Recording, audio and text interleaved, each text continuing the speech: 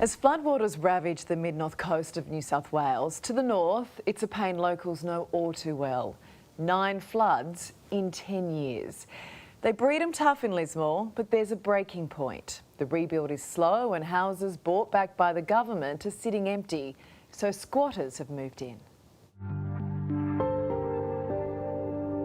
There is a real crisis of housing insecurity on top of a disaster-affected community. It's a deliberate action, and I'm saying it's more harmful to our community than helpful. You've got government houses empty and homeless people, the number of homeless people is increasing. It shouldn't be demolished. You can see that almost every home has been inundated. If there's an indication of the desperation in our national housing crisis, it's here in the northern rivers of New South Wales. Homes like this one in Lismore have been inundated time and again and were bought back by the state government. Now, squatters have moved in and are fighting to stay. I think it's safer, and many would agree, it is safer for you as an unhoused person to live in a raised house during a flood than be living on the riverbank, which some people currently in Lismore are. Chelsea Hood Withy is one of many illegal occupants living in a home now owned by the New South Wales government. I ended up here because I didn't have anywhere else to go after a breakup, and this house had been sitting empty for quite a while. Most of the buyback homes are in low-lying, flood-ravaged areas of Lismore and Mullumbimby. People were saying to me there's a house in Mullum that's boarded up, fenced off and just sitting there, abandoned.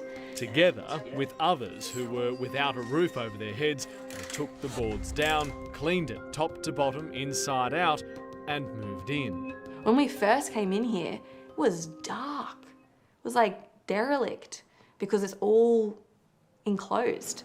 And now it's light and fresh and has ventilation. So Being used. It's being used. It's being looked after as well. In Lismore, squatters have taken up residence in an entire street that flooded back in 2022. Unlike those homes, Chelsea claims this property in Mullumbimby didn't flood, but could still be demolished. So there wasn't any actual consistency in the decision making from the Reconstruction Authority. There's plenty of land in the Northern Rivers that's flood-free. We just need to come together and make a decision as a collective rather than this top-down approach of government saying, we're going to do this for you, but not include you in that decision-making, because that's what's led to a house here, completely unflooded, be bought back and abandoned. We feel human, we feel like we're people who can contribute to the greater community instead of being, I don't know, put into little concrete shoeboxes. Or worse, the emergency crisis accommodation was tents in a caravan park next to the river. Marnie is also living at the Mullumbimby home, having moved from the squatting community on Pine Street in Lismore. She originally fell on hard times trying to get back on her feet after a car crash. It's going to take me 2 or 3 weeks before I've got the funds to be able to get my own private rental, secure accommodation for myself. And so these houses have been such a blessing and a necessity for me in the short term. It's why she chose to join Chelsea in defending the squatters, facing off against the New South Wales Reconstruction Authority, which has successfully taken action against them to have them all removed from the buyback properties. I've been trying to negotiate something to legitimise my stay here, pay my way. They didn't want to meet us there. And as a final resort, they've taken us to the Supreme Court. If you really care about the housing and the homeless, please move on, move out. Lismore MP and New South Wales Recovery Minister Janelle Saffin. It's not helping housing and it's not helping the recovery. So they're the reasons why, I said, please, you must go. She says the government is prioritising the relocation of homes to higher ground over demolition, but says some homes are yet to be assessed because of the squatters. We have nowhere else to go.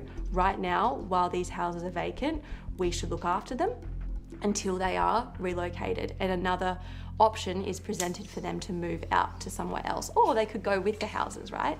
That would be ideal. In the meantime, the minister says the government is also acquiring additional land on higher ground to build new homes. There will be more houses available, and of course it couldn't happen overnight.